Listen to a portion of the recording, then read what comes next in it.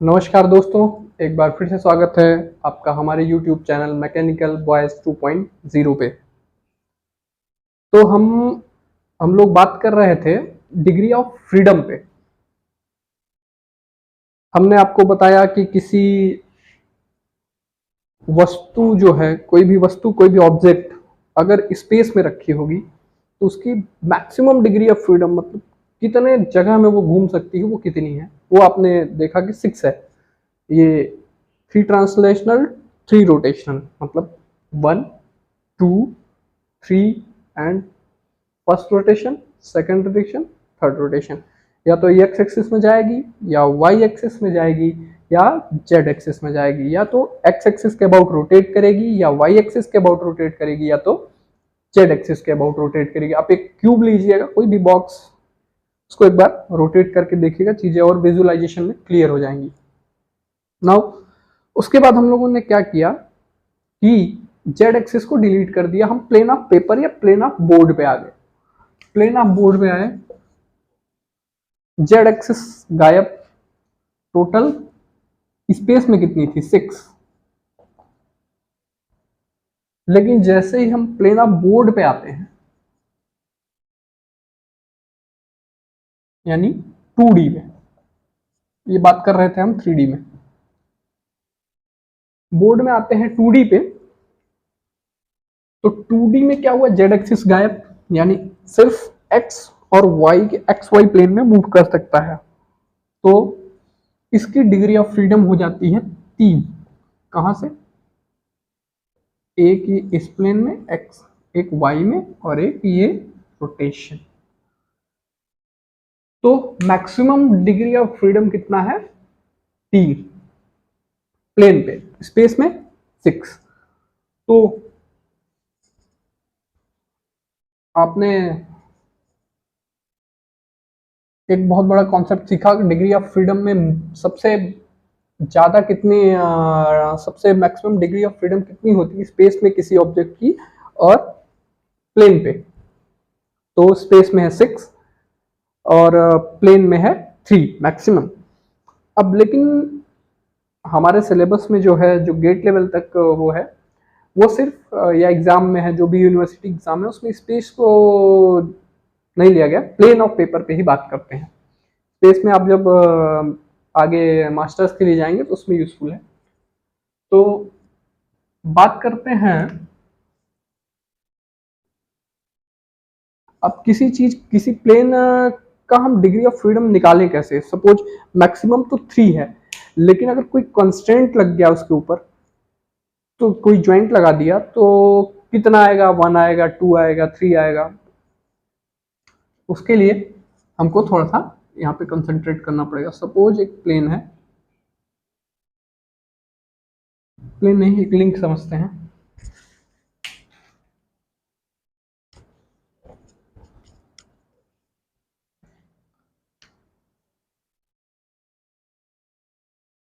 एक लिंक है, तो ये क्या है? अभी प्लेन ऑफ पेपर पे है, तो इसका मैक्सिमम डिग्री ऑफ फ्रीडम कितना होगा? DOF, या M भी लिखते हैं इसको, मोबिलिटी। अभी कितना है? मैक्सिमम कितना मैंने बताया? 3। अब सपोज आप डिग्री ऑफ फ्रीडम, अभी एक लिंक की बात कर रहे हैं, लेकिन जैसे ही मैंने शुरू में बताया था मैकेनिज्म होगा, तो एक क्लोज चेन होगी, क्लोज चेन में एक लिंक फिक्स होगा। तो सपोज मैंने एक लिंक ये बनाया, एक लिंक ये बनाया, और इस वाले को हमने कर दिया है फिक्स। अब फिक्स हो गया तो इसका मतलब लिंक में काउंट होगा या नहीं? लिंक में तो काउंट ही होगा। टोटल नंबर ऑफ लिंक कितने हैं? 1, 2, 3। ठीक है, 1 लिंक का डिग्री ऑफ फ्रीडम प्लेन में कितना है? हमने बताया मैक्सिमम डिग्री ऑफ फ्रीडम कितना है? 3। तो हमने लिखा 3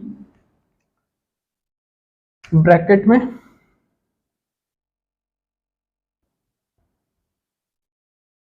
L लिखिए, नंबर ऑफ लिंक्स, या N लिखिए, N ही लिख देते हैं। n, मतलब जितने नंबर ऑफ लिंक्स होंगे उसमें 3 का मल्टीप्लाई कर देंगे तो उतनी डिग्री ऑफ फ्रीडम। ऐसा है? बिल्कुल है। लेकिन जब तक ये एक लिंक फिक्स नहीं है तब तक तो ये 3n ठीक था। मतलब अभी यहां से भी ये ज्वाइंट नहीं है।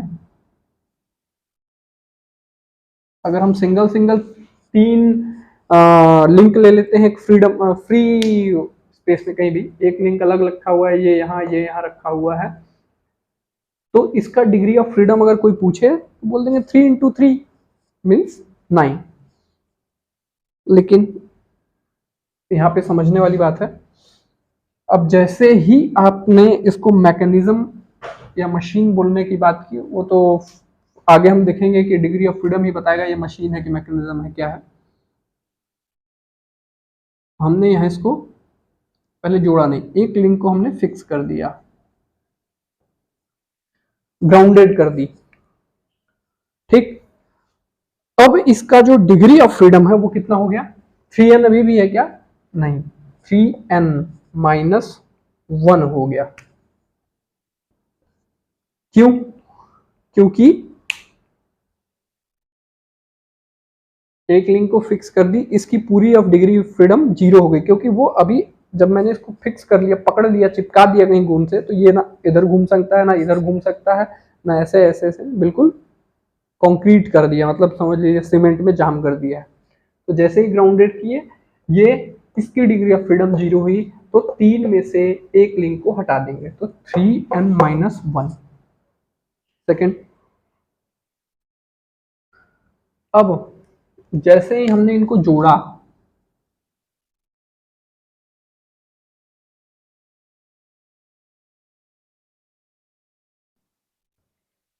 बाइनरी लिंक से जोड़ा, टर्निंग पेयर।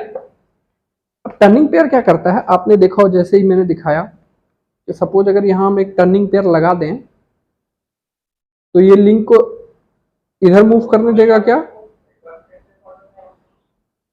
नहीं। ऊपर मूव करने देगा क्या? नहीं, क्योंकि ये जाम हो चुका है। वर्नली एक मोशन को अलाउ करता है, वो रोटेशन को, ठीक, और बाकी 2 मोशन को वो ब्लॉक कर देता है। अगर आप अपने हैंड का एग्जांपल ले लीजिए, तो अगर मैं सिर्फ इस वाले पार्ट को ऑब्जर्व करूं, तो सिर्फ ये वाला क्या देता है हमको? रोटेशन ही दे सकता है। और हमको अगर आगे जाना हुआ, पीछे जाने हुआ, दाएं बाएं ऊपर नीचे करना हुआ, तो हमको अपने बॉडी को, फुल बॉडी को मूवमेंट करना पड़ता है। इस जॉइंट का सिर्फ रोटेशन देना काम है। तो यहाँ पे जैसे ही ये इनको टर्निंग पेयर या रोलिंग पेयर से हम इनको कनेक्ट करते हैं, तो इसमें से इसकी 2 डिग्री ऑफ फ्रीडम जो दोनों ट्रांसलेशन वाली हैं, मतलब जो मूवमेंट वाली है, एक्स और वाई की जो है वो ब्लॉक हो जाती है, ओनली रोटेशन बच जाती है। तो 2 ब्लॉक कर दिए, तो -2, क्योंकि 2 ब्लॉक कर रहा है, into G number of joints.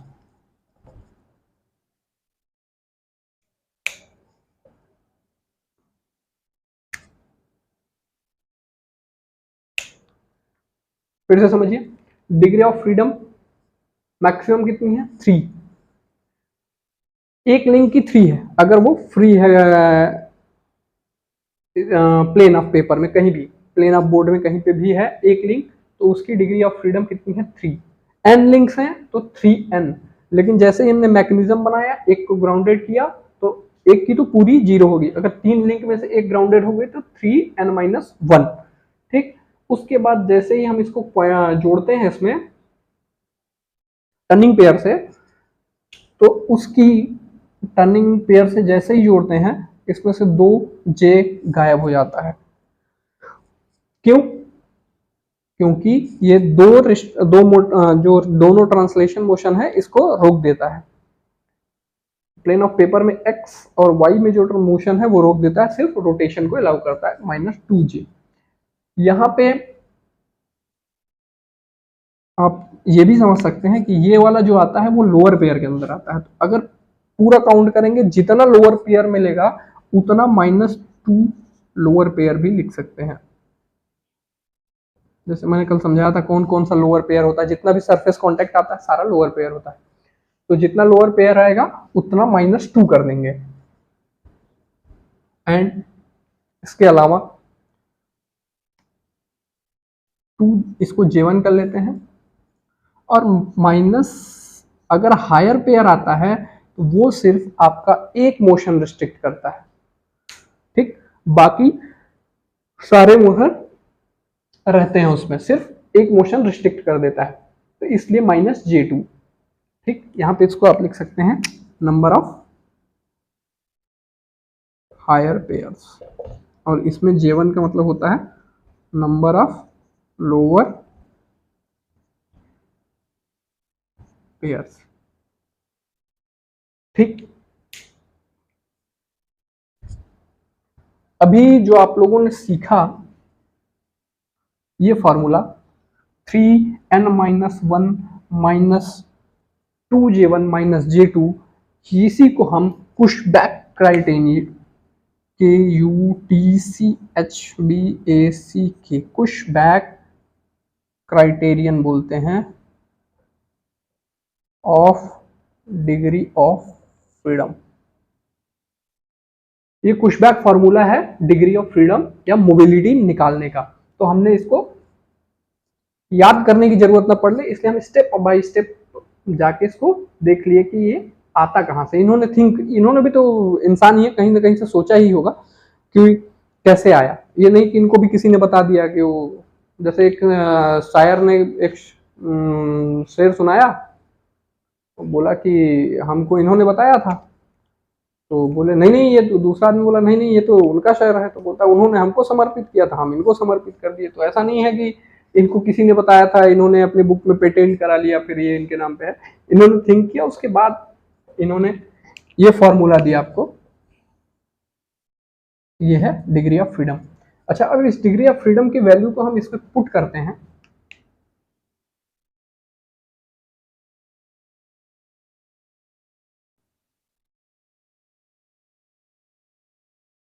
Number of links ये 3, number of links 3 -1 -2, number of joint 1 2 3 1 2 3 2 into 3 -J2 की वैल्यू नो हायर पेयर्स 0, कितना हो गया 3 इंटू 2 -2 इंटू 3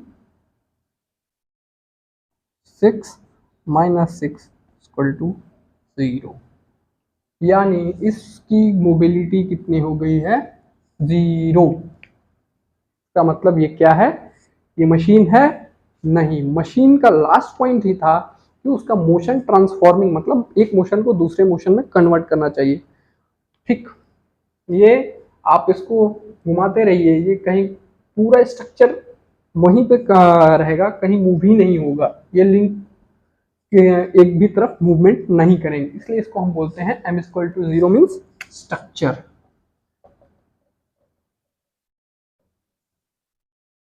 ठीक। चलिए, ये तो हो गया m=0 मीन्स स्ट्रक्चर। अब मैं क्या करता हूं, इसमें एक लिंक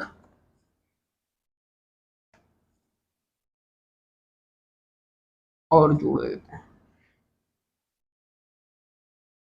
4 एंड 4।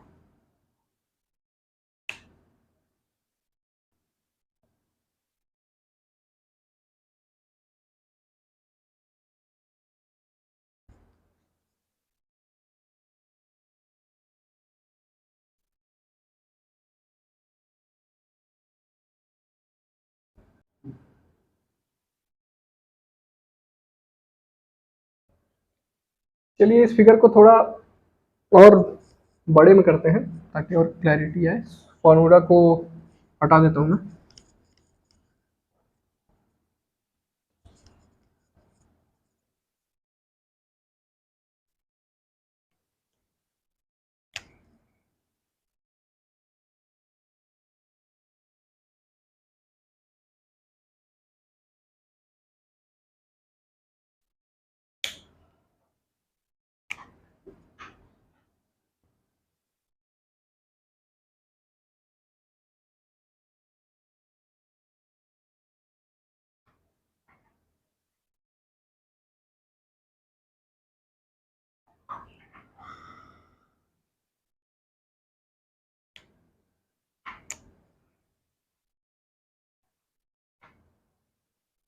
यहां तक तो सब लोगों ने समझ लिया था, ये स्ट्रक्चर है, इसकी मोबिलिटी कितनी है, 0। अब क्या करते हैं, इसमें एक नया लिंक अटैच कर देते हैं।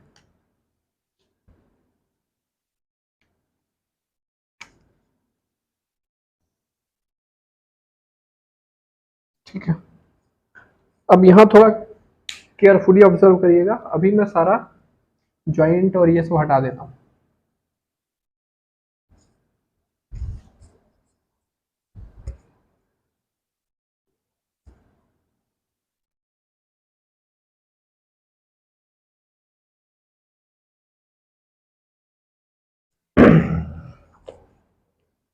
देखिए यहाँ पे अभी क्या है, दो पॉसिबिलिटीज है, सिर्फ इस पे ध्यान दीजिएगा। या तो हम इसको दो लिंक ले लें, 1 2 3 4 एंड 5। मैंने क्या किया, इसको दो लिंक ले लिया यहाँ पे, लेकिन जब क्वेश्चन में ऐसा है कि यहाँ पे अलग और अलग लिंक दिया है, तो आप जब ज्वाइंट काउंट करेंगे तो उसमें थोड़ा सा केयरफुल रहिएगा। यहाँ पे अभी एक टर्निंग पेयर नहीं, दो टर्निंग पेयर आएगा, मतलब नंबर ऑफ ज्वाइंट्स दो आएंगे। यहाँ पे कितना आएगा, एक आएगा। यहाँ पे भी कितने आएंगे, दो आएंगे। यहाँ पे कितने आएगा, एक आएगा। ठीक है, सारे जगह कवर हो गए।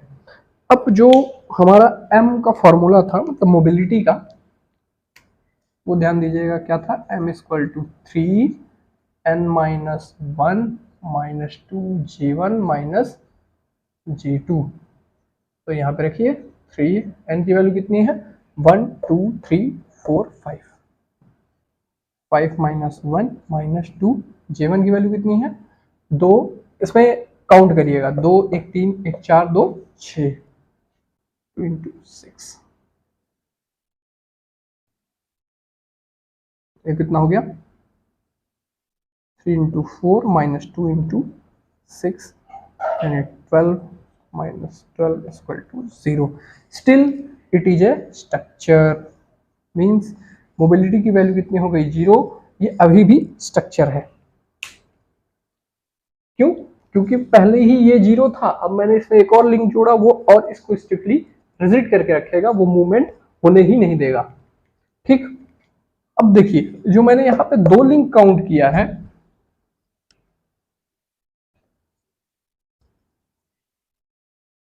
न्यूमेरिकल में यही छोटी छोटी जगह गलतियां हो जाती हैं और आपका सारा क्वेश्चन घुस जाएगा 1 मिनट में।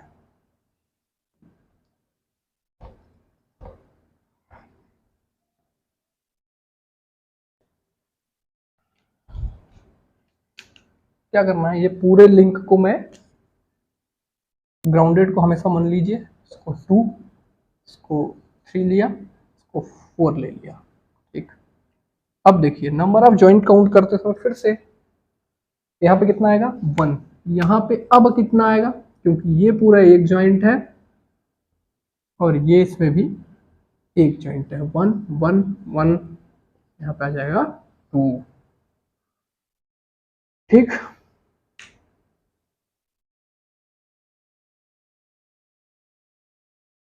अब m की वैल्यू कितनी हो जाएगी, 3n-1 -2 J1 की तो वैल्यू 0 ही है यहाँ पे।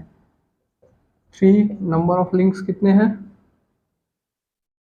1 2 3 4, 4 -1 -2 इंटू J1 की वैल्यू 1 2 3 तो 5। तो ये कितना हो गया, 9 -10 इक्वल टू -1। अभी m की वैल्यू क्या आ गई, निगेटिव आ गई। ठीक, m की वैल्यू जैसे ही निगेटिव आई, इसका मतलब क्या है, ये स्टैटिकली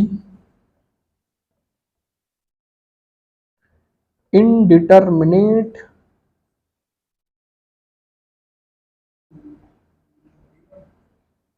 इनडिटरमिनेट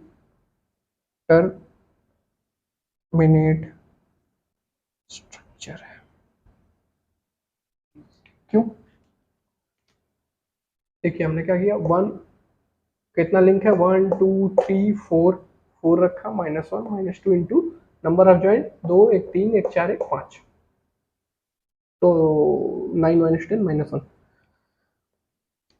स्ट्रिक्टली डिटर्मिनेट और स्ट्रिक्टली इनडिटर्मिनेट में क्या डिफरेंस है, इसको हम थोड़ा सा समझ लेते हैं।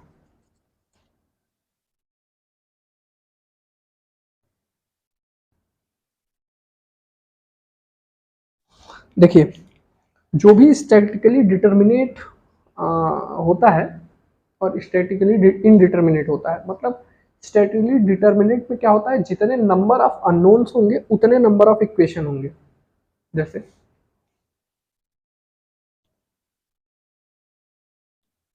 हम लोगों ने पढ़ा होगा 3x + 2y = 0, ठीक। फिर इसके बाद दे दे x + y = -1, equation number 1, equation number 2। अब यहाँ पे आप देखिए, सपोज एक just an example for your reference. अब देखिए इसमें नंबर ऑफ अननोन कितने हैं, number of unknowns x, y यानी = 2 है, और नंबर ऑफ इक्वेशंस कितने हैं, नंबर ऑफ इक्वेशंस कितने हैं, 2 हैं, यानी x एंड y दो अननोन है और इक्वेशन कितनी है उनको सॉल्व करने के लिए, 2। तो इसलिए ये स्टैटिकली डिटर्मिनेट हुआ। लेकिन अगर ऐसा कोई प्रॉब्लम आ जाए, अगर यहीं पे +z होता, +z, और यहाँ पे होता x + y = -1 या +z ही लिख दीजिए, फिर भी यहाँ पे नंबर ऑफ अननोन कितने, x + y + z। फिर से दिखा देता हूँ। अब यहाँ पे कितने हो गए, नंबर ऑफ अननोन्स कितने हो गए, 3x, y, z, and number of equations 2। तो ये क्या हुआ, स्टैटिकली इनडिटरमिनेट। ये जस्ट मैं एक लेमन में समझा रहा हूँ, ये होता है जनरली जब आप ट्रस, बीम और कॉलम्स के प्रॉब्लम सॉल्व करेंगे, वहां पे यूज करते हैं इसको, कि स्टैटिकली डिटर्मिनेट इंडिटरमिनेट स्ट्रक्चर क्या होते हैं। फिर उसमें हम अलग से कुछ कंसिडरेशन करके बकलिंग और ये सब का फिर अलग से वहां पे निकालते हैं।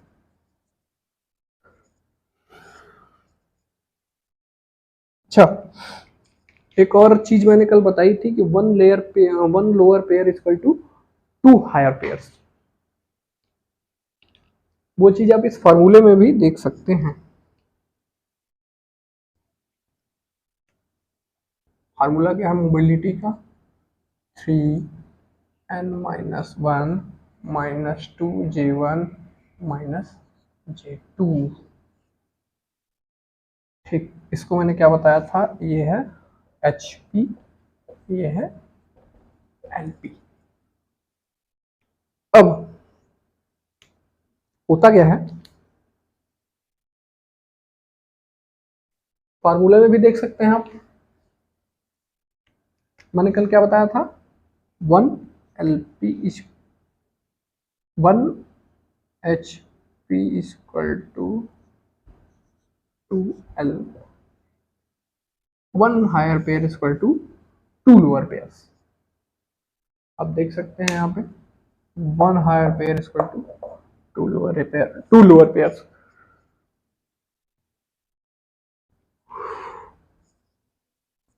सॉरी।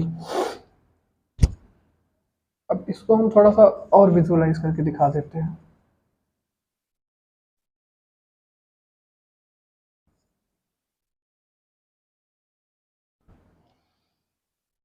थोड़ा पानी पी लेता हूँ फिर।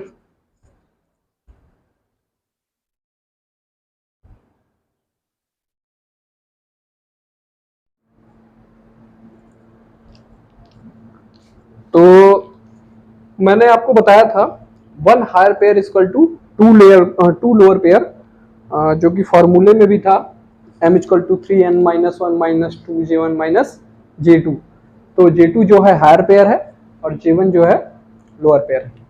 अब चलिए इसी चीज को थोड़ा सा देख लेते हैं, विजुअलाइज कर लेते हैं कहां से आता है।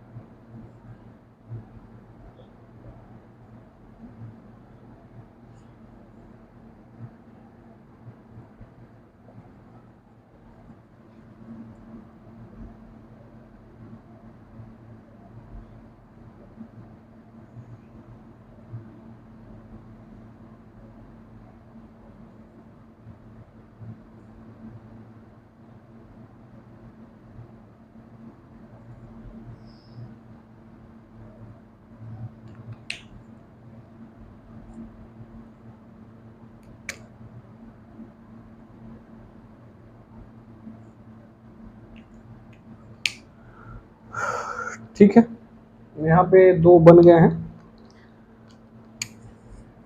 1 2। अभी देखिए यहाँ भी हमको रेसिप्रोकेटिंग मोशन मिल रहा है, यहाँ भी रेसिप्रोकेटिंग मोशन मिल रहा है। यहाँ पे क्या है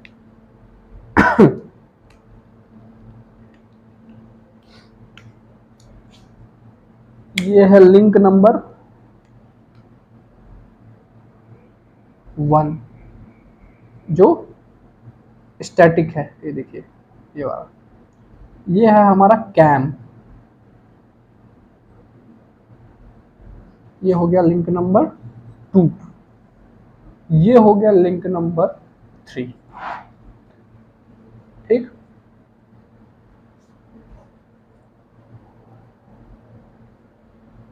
लिंक नंबर 1 2 एंड 3, क्योंकि ये एक ही पार्ट है। इसको 4 नहीं देंगे क्योंकि ये भी स्टैटिक है, ये भी स्टैटिक है। हमने स्टैटिक वाले को पहले 1 नंबर दे दिया है, तो ये भी 1 नंबर में ही आएगा क्योंकि ये अलग लिंक नहीं है, ये भी ग्राउंडेड है, ये भी ग्राउंडेड।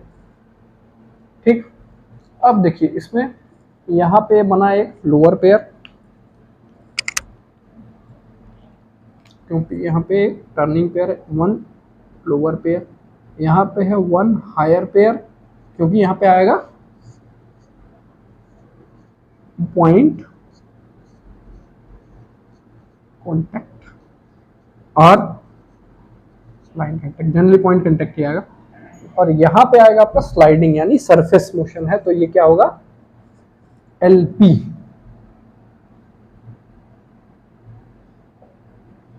वन लोअर पेयर, तो यहाँ पे 1 लोअर पेयर यहाँ पे आएगा, ये जो स्लाइडिंग हो रही है यहाँ पे, एक हायर पेयर यहाँ पे आएगा और एक लोअर पेयर यहाँ पे आएगा, क्योंकि यहाँ पे भी एक कैम जिस पे चलता है वो टर्निंग कर रहा। अब यहाँ पे आते हैं, सेम दोनों का परफॉर्मेंस है क्या, रेसिप्रोकेटरी मोशन प्रोवाइड करना है। यहाँ पे कैम एंड फॉलोअर लगा है, यहाँ पे एक रैक क्या बोलते हैं, क्रैंक मैग्नेट, इसको क्रैंक बोलते हैं। ठीक, यहाँ पे नंबर ऑफ जॉइंट्स देख लें, 1 2 3 4। ठीक, ये 1 लोअर पेयर, दूसरा लोअर पेयर, तीसरा लोअर पेयर और ये चौथा lower pair. Number of links की बात करें, 1 2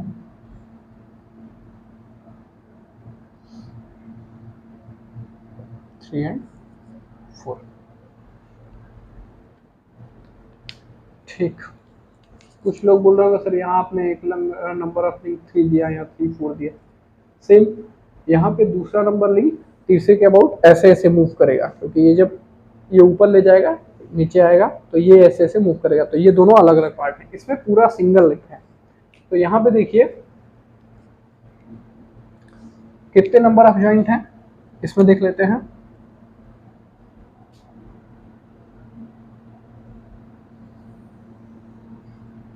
इसके में है 1 lower pair, 1 higher pair, 1 lower pair, 1 higher pair, 1 lower pair. तो यहाँ पे देख लेते हैं 1 लोअर पेयर, 1 लोअर पेयर, फिर 1 लोअर पेयर, 1 लोअर पेयर। यानी अगर हम इस हायर पेयर की बात करें, इसको हटाने के लिए हमको 2 लोअर पेयर लेके आने पड़े। कौन कौन सा? एक हायर पेयर हटाने के लिए हमको ये वाला लोअर पेयर 2 एंड 3 नंबर, अगर हम इनको नंबरिंग दे दें 1 2 3 1 2 3 4, तो ये 2 नंबर और 3 नंबर वाला लोअर पेयर हमको लेके पाना पड़ा इस हायर पेयर को रिमूव करने के लिए। ठीक है, तो यहीं से ये जस्ट एक बार इसको और विजुअलाइज कराने के लिए मैंने दिखा दिया कि बाकी आप इसका डिग्री ऑफ फ्रीडम एक बार निकाल के देखिएगा कितना आता है। ठीक है, तो आज के लिए इतना ही, फिर से मिलते हैं नेक्स्ट लेक्चर में, और अगर वीडियो पसंद आए तो please like and subscribe. Thank you, जय हिंद, जय भारत।